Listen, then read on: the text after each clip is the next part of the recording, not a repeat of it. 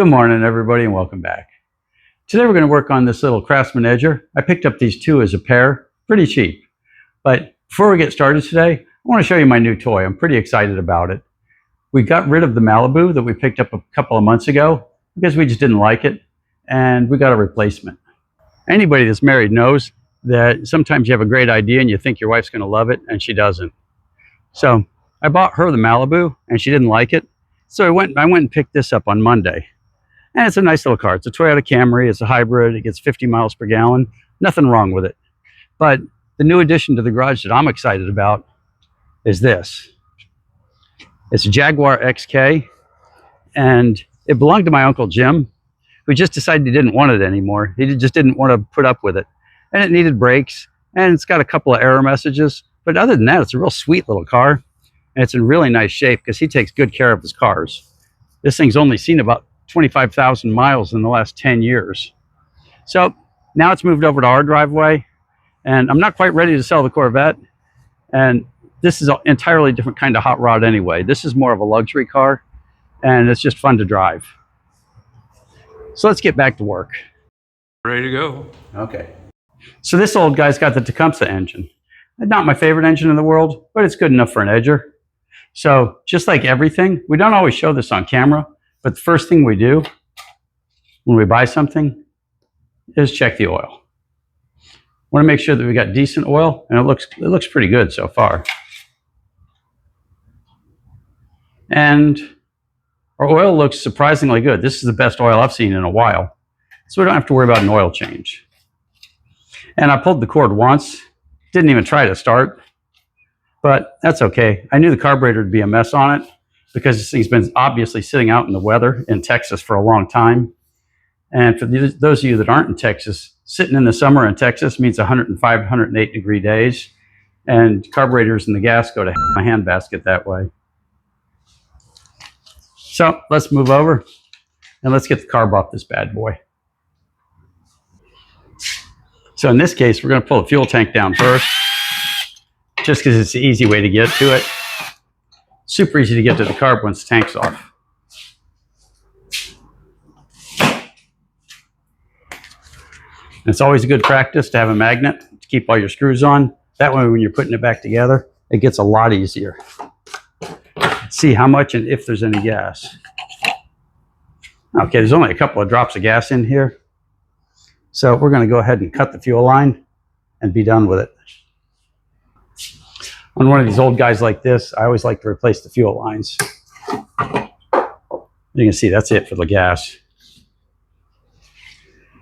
We put our tank off to the side, and now we can easily get to our carburetor. Now with the Tecumseh engine, getting the tank out of the way is a gotta do, because you can see getting these screws off for the carburetor is a pain in the butt. Taking the entire intake manifold off, it's just these two bolts, and that's that. So let's pull it off and see what we got. We might have to, nope, not a problem.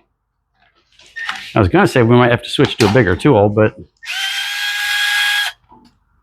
we'll beat on the screw gun and use it.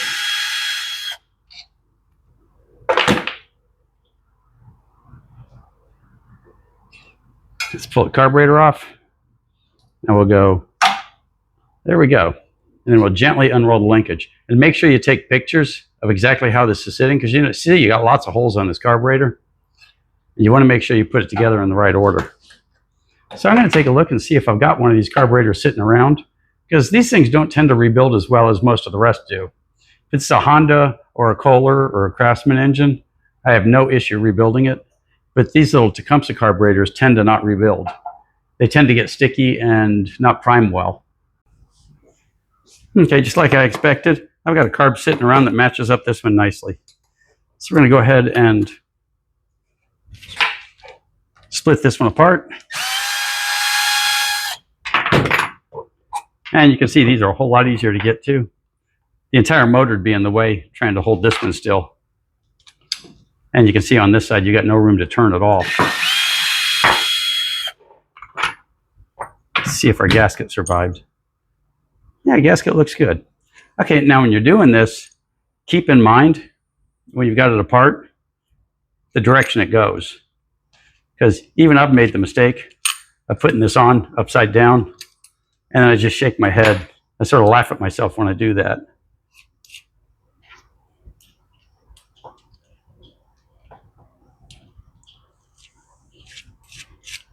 And I will get around to rebuilding this carburetor sooner or later. It'll just go in the drawer. I've got a drawer full of carburetors. And when I have a nice boring day, I'll sit and rebuild 3 or 4 at a time.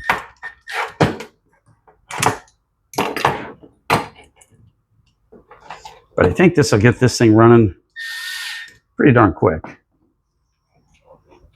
Okay, that's that. And now we're going to take this off, and we'll need a Phillips screw for these.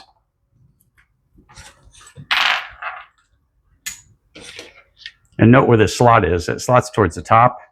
That's for alignment when you're putting this on, so it's easier to replace the filter later. Because remember, that big old gas tank's in the way.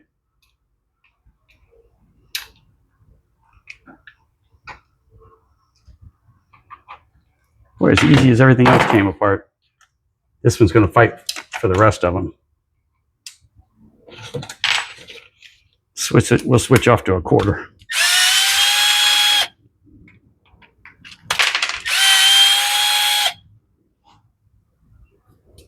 And don't forget our little rubber ring here.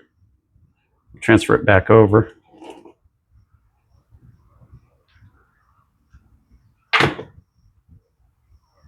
And then we'll go over to this one, this way.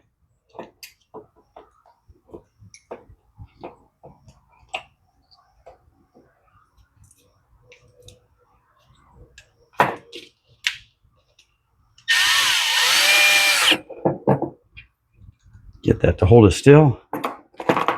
Let's get the other one. And it's just that easy. You know, I might have to make a couple minor mods because this sits at a different angle, but that should be pretty minor. Okay, I took a small drill bit and made this hole just a little bit larger. And when you're working with aftermarket carburetors, that's pretty common having to do something like that, because they don't know how thick the wire is on your linkage.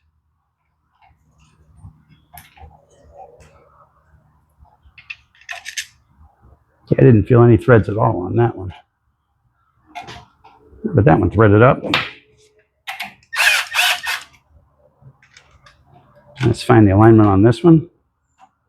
There we go. Easy peasy. And you can see we bent this just a little bit. We just used some pliers and twisted it around gently, and we made sure that we were pushing down as we turned it, because you don't want to pop it out. Okay, you can see everything appears to work right. So I have to just replace the tank and get a fuel line. And this I don't like to turn, so we're just going to run a fuel line with a little bit of a loop on it.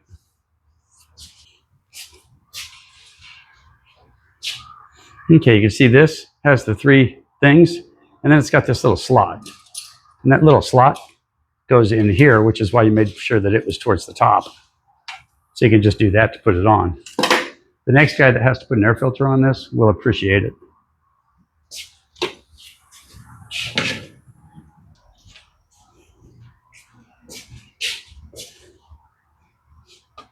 Okay, for the new fuel line, I'm going to go ahead and put it on the gas tank first, before we install the gas tank, because it's easy to get to. And then we'll determine the size we need for our little loop.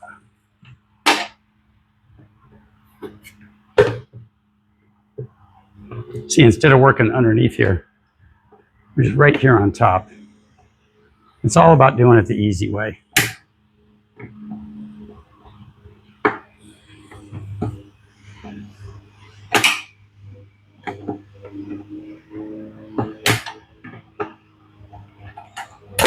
Make sure your hose clamps are in exactly the right spot. Okay, now we'll throw these 2 bolts on real quick. And we're just about done. We're half an inch away from throwing gas in her and watching her go.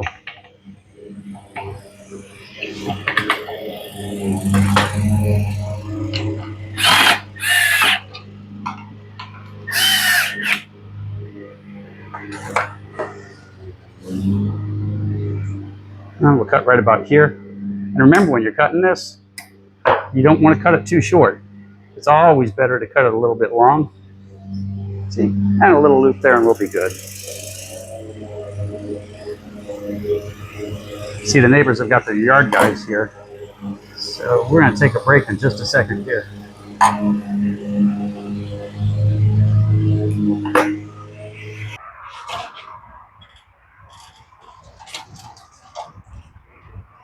Okay, now for the fun part. First thing we'll do is we'll prime her up.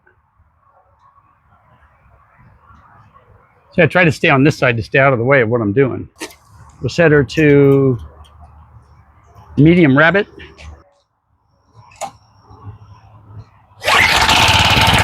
Ooh. Okay, let's see if she runs.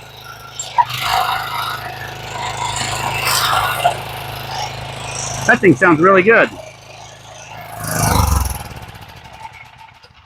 There's only a couple of carburetors that I just don't bother rebuilding, and that happens to be one of them. So it came out really good, nice short little fix, and it started first pull. I usually don't expect edgers to start before 2 or 3 pulls, but that one's a good one. So all you new people out there, if you made it this far, you might as well subscribe. It's free, and it's what we work for. So I'm going to go play with my new toys. So we'll see you next time.